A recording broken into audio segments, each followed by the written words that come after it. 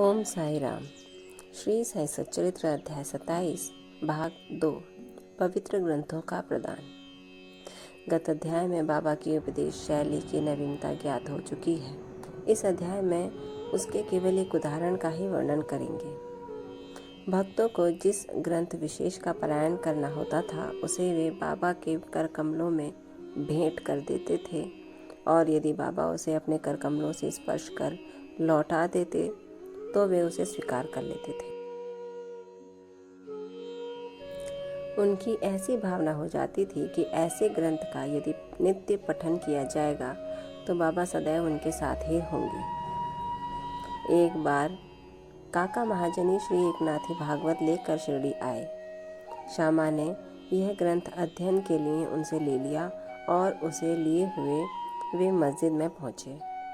तब बाबा ने वो ग्रंथ श्यामा से ले लिया और उन्होंने उसे स्पर्श कर कुछ विशेष पृष्ठों को देखकर उसे संभाल कर रखने की आज्ञा देकर वापस लौटा दिया।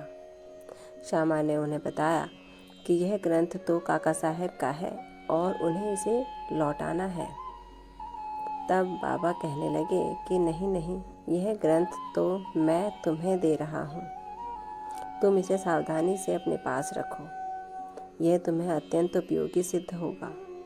कुछ दिनों के पश्चात काका महाजनी पुनः श्री एकनाथी भागवत की दूसरी प्रति लेकर आए और बाबा के कर कमलों में भेंट कर दी, जिसे बाबा ने प्रसाद स्वरूप लौटाकर उन्हें भी दी और उसे सावधानी से संभाल कर रखने की आज्ञा दी। साथ ही बाबा ने उन्हें आश्वासन दिया कि यह तुम्हें उत्तम स्थिति में पहुंचाने में सहायक सिद्ध होगा। काका ने उन्हें प्रणाम कर उसे स्वीकार कर लिया। ओम साई राम। भक्तों का मानना था कि यदि हम अपने घर में किसी ग्रंथ को पठन करने से पहले अगर साईं बाबा के कर कमलों से उसे स्पर्श कराकर अपने घर में रखें तो वो हमारे लिए शुभ होगा। और इसी प्रकार बाबा भी अपने कर कमलों से किसको कौन सा ग्रंथ पठन योग्य है और कौन सा ग्रंथ नहीं, इसकी जानकारी देते थे। और भक्तों को जिस भी ग्रंथ को उन्हें लगता था कि हाँ भक्तों के लिए यह उपयोगी और शुभ होगा, लाभकारी होगा, उन्हें उसकी पठन की आज्ञा दिया करते थे। इसी के साथ ये अंश यहीं समाप्त होता है। कल अगला अंश भाग 3 में श्यामा और विष्णु सहस्त्रनाम का पठन होगा।